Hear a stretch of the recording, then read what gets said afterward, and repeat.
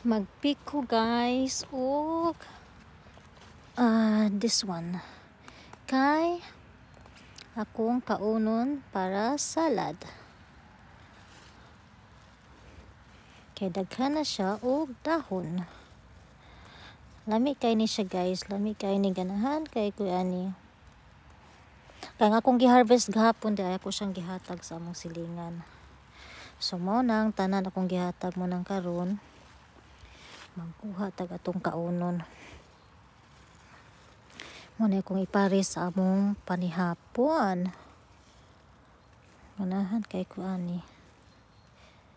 Lami siya, lami. Healthy.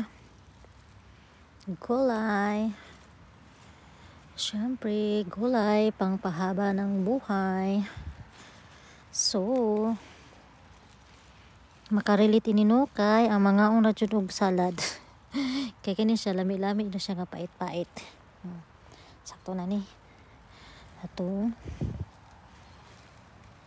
Kung anon. So, na siya guys. Tara!